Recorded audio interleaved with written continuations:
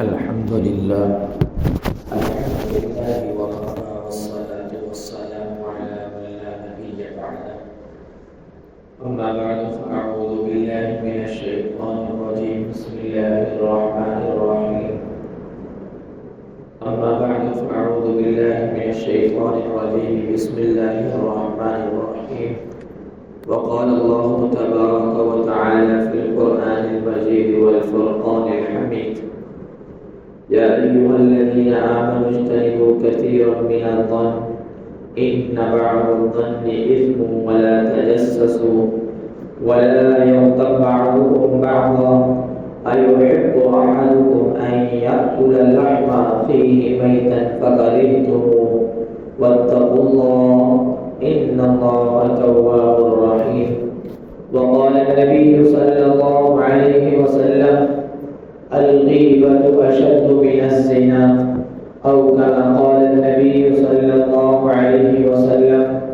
صدق الله العظيم وصدق رسوله النبي الكريم، ونحن على ذلك لمن الشاهدين والشاكرين، والحمد لله رب العالمين. اللهم صل على محمد وعلى آل سيدنا ومولانا محمد وبارك وسلم وصل عليه.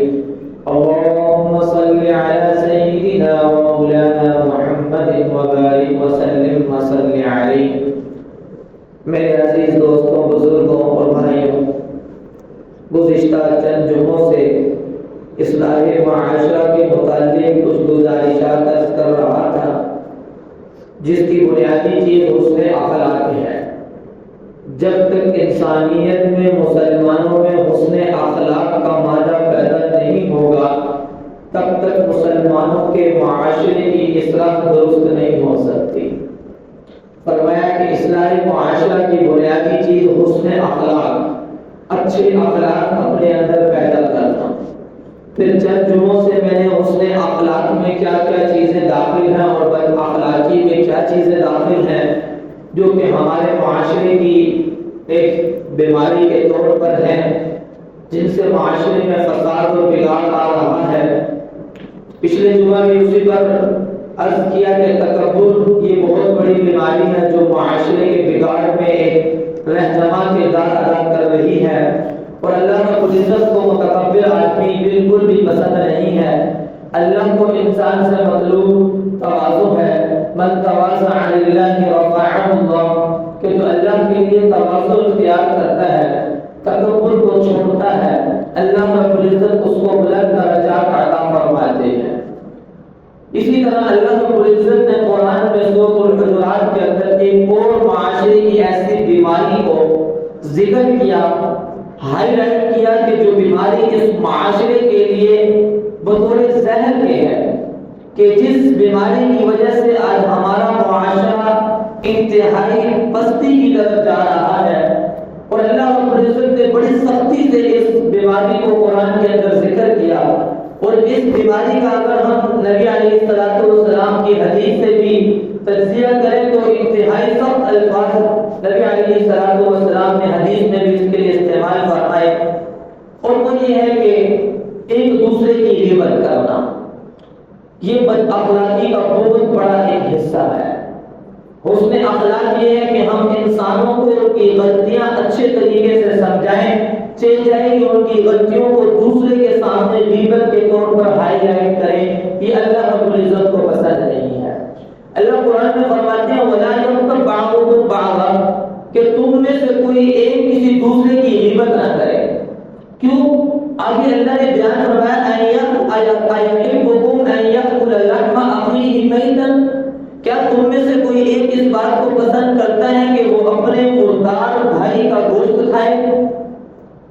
اور آگے اللہ نے خود جھوٹا ارشاد فرمایا فَكَرِهْتُمُوهُ، تم میں سے کوئی بھی اس بات کو پسند نہیں کرتا کہ وہ اپنے مردار بھائی کے گوشت کو کھائے. گویا کہ غیبت کرنے والا ایسا ہے کہ وہ اپنے مردار بھائی کا گوشت کھا رہا ہے. فرمایا انسانی گوشت کھانا ویسے ہی بہت ایک نچلی حرکت ہے اور بہت ہی گہنوئی حرکت ہے کہ انسانی گوشت کو کھایا جائے اور پھر وہ بھی اپنے بھائی کے گوشت کو. اور وہ بھی مردار بھائی کے گوشت کو کھانا فرمایا کہ بہت ہی گھٹیا قسم کی یہ حرکت ہے۔ اللہ رب العزت فرماتے ہیں کہ غیبت کرنے والا ایسا ہے جیسا کہ وہ اپنے مردار بھائی کا گوشت کھا رہا ہے۔ لیکن آج میرا اور آپ کا معاشرہ، ہماری محفلیں، ہمارا اٹھنا بیٹھنا، ہمارے تذکرے غیبتوں سے بھرے ہوئے ہیں، جو کہ انتہائی سخت گناہ ہے۔ بلکہ مفتی تقی عثمانی صاحب کا برکاتہ عالیہ نے اپنی کتاب کے اندر فرمایا کہ ایک عظیم ترین گناہ اس معاشرے کے اندر غیبت کا گناہ ہے۔ غیبت کا مطلب کیا ہے؟ جب یہ آیت نازل ہوئی تو صحابہ اکرام رضوان اللہ تعالی علیہ اجمعین نے نبی علیہ الصلوۃ والسلام کی خدمت میں کہا کہ یا رسول اللہ نے اتنے سخت الفاظ استعمال کیے غیبت کے لیے کہ غیبت نہ کرو، غیبت ہے کیا چیز؟ اللہ کے نبی صلی اللہ علیہ وسلم نے بڑے جامع انداز کے اندر غیبت کی تعریف بتائی۔ وہ ذکر کا اخاک بما کرے گا، کہ تو اپنے بھائی کا تذکرہ ان چیزوں سے، ان باتوں سے کرے کہ اگر وہ باتیں اس کو پتہ چل جائے تو اس کو برا لگے۔ یہ غیبت ہے کہ انسان دوسرے کے سامنے کسی آدمی کے ایسی خامیوں کو بیان کر رہا ہے اور اس طریقے سے بیان کر رہا ہے کہ اگر وہ اس آدمی تک بات پہنچ گئی جس کی خامیاں بیان کی اور اس کو وہ بات بری لگے، ناگوار لگے، یہ غیبت ہے۔ اور صحابہ اکرام رضوان اللہ تعالی علیہم اجمعین نے اس کے بعد عرض کہ یا رسول اللہ، کیا انسان کسی کے اندر کوئی غلط چیز دیکھے، کوئی خامی دیکھے، اس کو بیان کرنا بھی غیبت ہے؟ آپ علیہ الصلوۃ والسلام نے ارشاد فرمایا ہاں، کسی انسان کے اندر کوئی خامی ہے، اس کی خامی کو کسی کے سامنے ذکر کرنا یہی تو غیبت ہے۔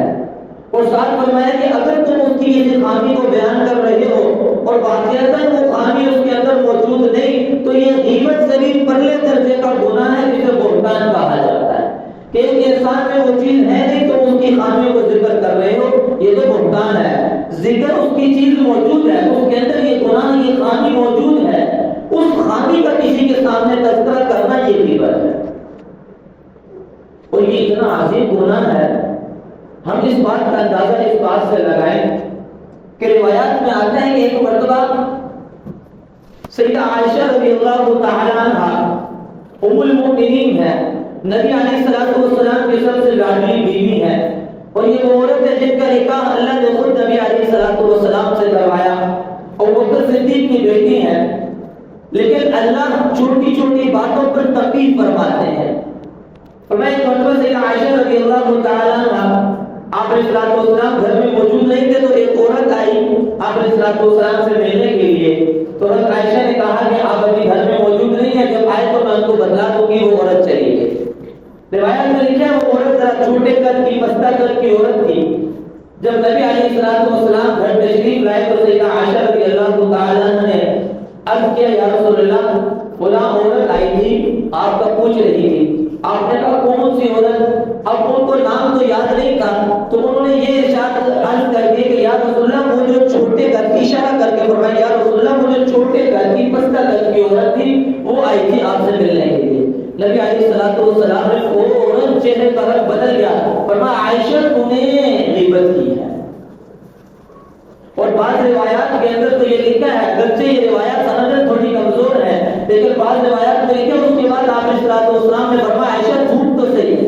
جب عائشہ نے تھوکا تو منہ سے گوشت کا ٹکڑا نکلا۔ علماء نے لکھا ہے کہ سندن تھوڑی یہ روایت ضعیف ہے، لیکن کچھ بعید نہیں، کیونکہ اللہ نے قرآن میں جب ارشاد فرمایا کہ غیبت کرنے والا ایسے ہے جیسے اپنے مردار بھائی کا گوشت کھا رہا ہے، تو منہ سے گوشت کا نکلا، کچھ بعید بات نہیں۔ تو اس بات سے اندازہ لگائیں سیدہ عائشہ اگر ایک عورت کو صرف اس کے چھوٹے قد کے ہونے کی بنیاد پر اس کو پکار رہی ہیں، اللہ نے فرمایا، نبی علیہ الصلوۃ والسلام نے فرمایا تو نے اس کی غیر موجودگی میں اس کے عیب کو ذکر کیا تو اس کی غیبت۔ تو آج ہماری محفلیں تو شروع ہی غیبت سے، کسی کا تذکرہ آ جائے اس کی خامی شروع ہوتی ہے اور پھر غیبتوں کے انبار لگ جاتے ہیں۔ سوچیں کہ ہمارے ذمے کتنا مردار گوشت اپنے بھائی کا کھا چکے ہیں ہم لوگ، اور پھر غیبتیں نہیں، عملاً نقل بھی اتاری جاتی ہے، عملاً نقل بھی اتاری جاتی ہے۔ تو اس لیے میرے عزیز دوستوں، معاشرے کی بگاڑ میں ایک بڑا کردار اس گناہ کا بھی ہے، جس کو اللہ نے قرآن میں عظیم تر گناہ ارشاد فرمایا ہے۔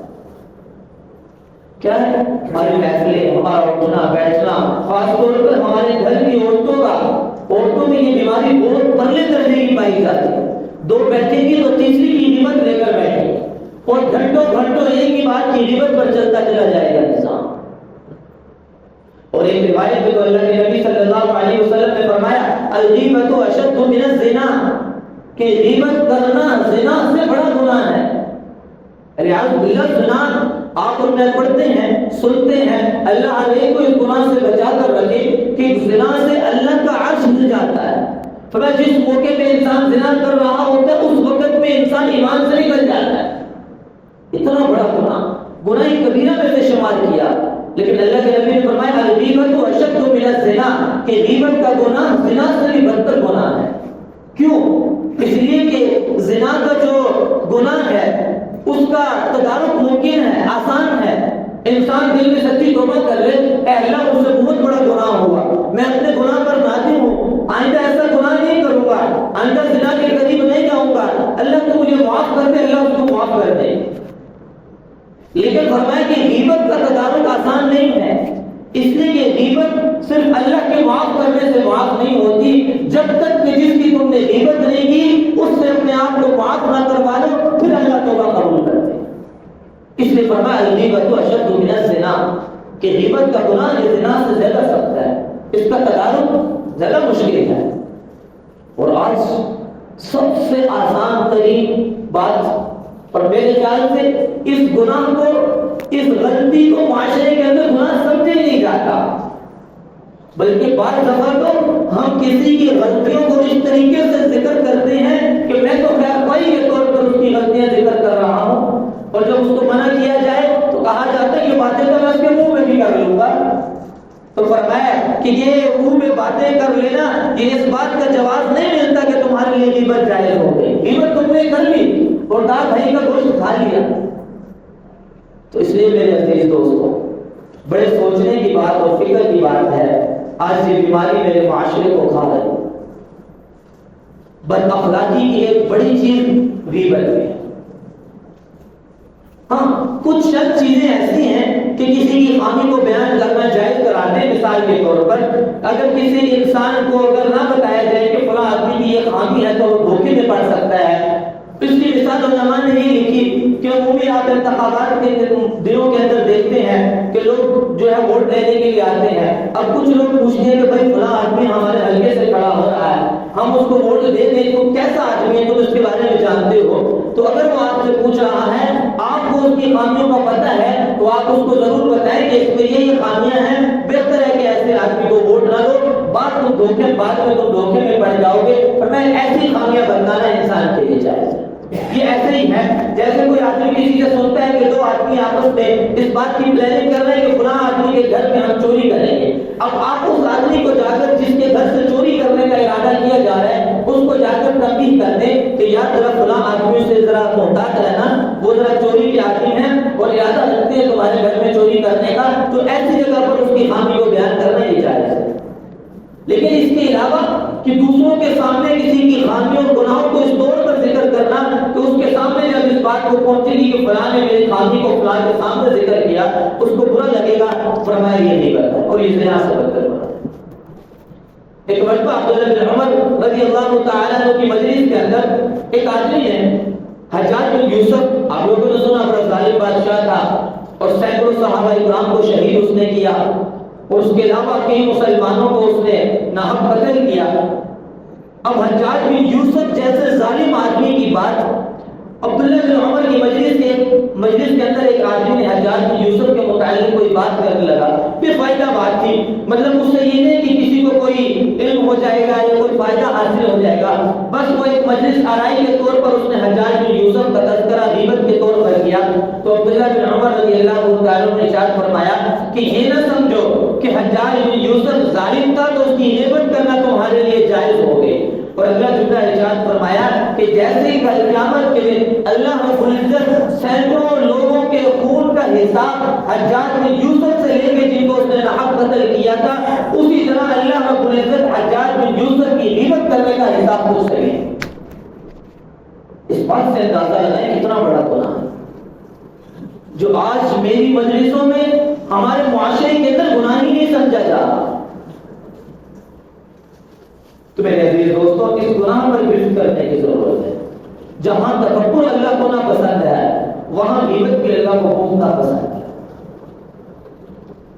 کسی گناہ کے بارے میں اللہ نے یہ نہیں کہا اپنے بھائی کا گوشت کھانے والا ہے ہوتا، لیکن غیبت کے بارے میں ارشاد فرمایا۔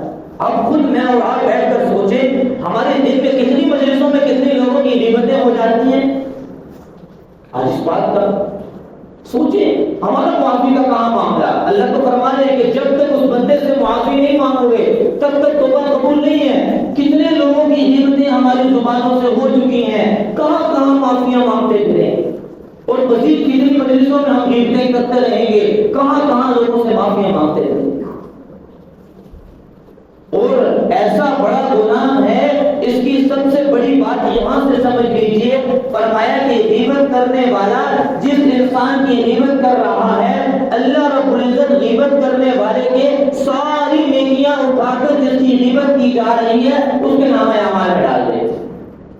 اسی وجہ سے امام اعظم ابو حنیفہ رحمہ اللہ تعالی جب ان کو پتہ لگتا کہ فلاں آدمی نے میرے بارے میں غیبت کی تو تحفے تحائف لے کر اس کی خدمت میں چلے جاتے، اس کو تحفہ دیتے۔ کسی نے عرض کیا حضرت اس نے تو آپ کے بارے میں غیبت کی، آپ نے جا کر اس کو تحفہ دے دیا۔ فرمایا کہ یہ میرا محسن ہے، اس نے میری نیکیوں میں اضافہ کیا۔ اور فرمایا کہ اگر غیبت کرنے والے کے نامہ اعمال میں نیکیاں نہیں ہیں تو اللہ رب العزت جس کی غیبت کی ہے اس کے جتنے گناہ ہیں اٹھا کر غیبت کرنے والے کے نامہ اعمال میں ڈال دے۔ کتنا بڑا گناہ ہے۔ انسان قیامت کے دن ایک نیکی کے لیے ترسے گا۔ فرمایا کہ اگر گناہوں کا پلڑا اور نیکیوں کا پلڑا برابر تھا لیکن ایک گناہ زیادہ ہو گیا نیکیوں سے، باقی پلڑا برابر ہے، ایک نیکی کم پڑ رہی ہے، جہنم سے نجات نہیں ہے، جہنم کا فیصلہ ہو جائے گا۔ وہ آتا نہیں حدیث کے اندر ایک آدمی کو ایک نیکی چاہیے ہوگی، یوم یفر المرء من اخیہ وامہ وابیہ وصاحبتہ وبنیہ، کہ قیامت کے دن ایک نیکی کے لیے ماں کے پاس جائے گا، اماں ایک نیکی کم ہے، دے دے میری نجات ہو جائے گی۔ ماں کہے گی نہیں جانتی تو کون ہے، پوری زندگی پالا، دودھ پلایا، 9 مہینے پیٹ میں رکھا، لیکن قیامت کے دن ماں کہے گی یوم یفر المرء من اخیہ وامہ وابیہ، بھائی بھی کہے گا نہیں پہچانتا، باپ بھی کہے گا نہیں پہچانتا، کون ہے تو، کون سی نیکی مجھ سے تو لینے کے لیے آیا۔ وہ سارے رشتہ داروں کے پاس سے ہو کر ایک آدمی دیکھے گا کہ ایک نیکی کے لیے ترس رہا ہے، وہ کہے گا ادھر آ یار، میرے پڑھنے میں تو نیکی ہی ایک ہے، میری تو اس سے نجات نہیں ہے، یہ نیکی تو لے دے اور اپنی نجات کروا دے۔ ایک نیکی کے لیے انسان ترسے گا، اور آج انسان نیکیاں کرے اور مجلس میں بیٹھ کر غیبت کرے، ساری نیکیاں کرے۔ ایک روایت میں تو آتا ہے کہ غیبت انسان کی نیکیوں کو ایسے کھا جاتی ہے جیسے اس طرح سر سے بالوں کو کھا جاتی ہے۔ فرمایا اللہ کو تو گناہ ہی ناپسند ہے ہی ہے، لیکن یہ ایسا گناہ ہے کہ آپس میں نفرتیں پیدا ہوتی ہیں، دلوں کے اندر جذبات پیدا ہوتے ہیں، کینہ بغض صرف غیبتوں کی وجہ سے پیدا ہوتا ہے۔ یہ ایک گناہ ہے لیکن کئی گناہوں کی جڑ بن جاتا ہے۔ تو اس لیے میرے عزیز دوستوں، اللہ رب العزت سے اس بات کی دعا بھی مانگنی ہے، اے اللہ ہمارے معاشرے کو اس گندی بیماری سے صاف اور پاک فرما دے۔ اور سب سے پہلے اپنے آپ سے اس بات کی ابتدا کرنی ہے کہ آج کے بعد میری زبان سے کسی انسان کی غیبت نہ ہو۔ آج کے بعد کسی کی خامی دیکھے بھی اس کو الگ سے بٹھا کر اچھے طریقے سے خیر سے سمجھا دیں، یا تیرے اندر یہ خامی ہے، اپنی اس خامی کو دور کر لے، معاشرے میں تو بڑا بدنام ہوگا۔ چاہے جائے کہ ہم دوسروں کے سامنے تذکرہ کریں فلاں آدمی ایسا ہے، فلاں آدمی ایسا ہے، یار وہ تو نماز نہیں پڑھتا، یار وہ تو یہ کام نہیں کرتا، فلاں کے اندر یہ بیماری ہے، فلاں نشہ کرتا ہے، فلاں یہ کام کرتا ہے۔ دوسروں کے سامنے بیان کرنے کے بجائے خیر خواہی سے اس آدمی کو اکیلے میں بلا کر اس کو سمجھا دے، اس پر ثواب بھی مل جائے گا۔ تو اللہ رب العزت سے دعا ہے اللہ اس عظیم تر گناہ سے مجھے اور آپ کو ہمیشہ کے لیے بچا کر رکھے، اور اب تک جو ہو چکا ہمارے دل دماغ میں جس انسان کا ہے کہ ہم نے اس کی غیبت کی، کسی طریقے سے اس سے جا کر معافی مانگ لیں تاکہ اللہ رب العزت ہمارا یہ معاملہ صاف فرما دے۔ امام سفیان ثوری رحمہ اللہ کے بارے میں آتا ہے، ان کے پاس ایک آدمی آیا امام اعظم ابو حنیفہ کے علاقے کا، انہوں نے پوچھا امام ابو حنیفہ کو کیسا پاتے ہو؟ کپڑا کنفیوز تھا۔ ہم میں نے تو لوگوں سے سنا ہے بڑا سخی انسان ہے، لوگوں کو ویسے ہی بڑے تحفے تحائف اور غریبوں کا بڑی مدد اور یہ چیزیں وہ چیزیں، بڑا سخی آدمی ہے۔ تو وہ ہنس کر کہنے لگے کہ کنجوس ہے، کسی کو اپنی نیکیاں نہیں دیتا۔ سفیان ثوری فرمانے لگے یہ کیسے ہوا؟ اپنی نیکیاں کون کسی کو دیتا ہے؟ تو فرمایا کہ آج تک میں نے امام اعظم ابو حنیفہ کی زبان سے کسی کی غیبت نہیں سنی کہ اس کی نیکیاں کسی کے آمنا میں نہ پانا چاہیے۔ تو اس لیے میرے عزیز دوستوں، ہم نے بھی اس بات کے کنجوس بننا ہے کہ ہماری نیکیاں کسی اور کے پاس نہ چلی جائیں۔ ہاں، خرچ کرنے میں تو سخی بننا ہے، وہاں ہاتھ کھلا رکھنا، غریبوں کی مدد کرنی، مسجد مدرسے کا تعاون کرنا، لیکن ہمارا جہاں سخاوت چاہیے وہاں ہو نہیں رہی، جہاں بخل چاہیے وہاں سخاوت ہو رہی ہے۔ دن میں کتنی مجلسوں میں اپنی نیکیاں دوسروں کو بانٹ رہے ہیں۔ اس لیے اس بات کی اول اپنی ذات سے، پھر اپنے بیوی بچوں سے، اپنے گھر سے اس بیماری کو نکالیں، پھر اللہ رب العزت انشاءاللہ العظیم پورے معاشرے سے اس بیماری کو نکالیں گے، لوگوں کے دلوں کو صاف فرمائیں گے۔ جب تک غیبت معاشرے سے نہیں نکلے گی تب تک نفرتیں ختم نہیں ہو سکتی، تب تک کینہ اور بغض ختم نہیں ہو سکتا، جب تک معاشرے سے غیبت کا گناہ نہیں ختم ہوگا۔ اللہ رب العزت مجھے اور آپ کو اس گناہ سے بچائے۔ وآخر دعوانا ان الحمد للہ رب العالمین۔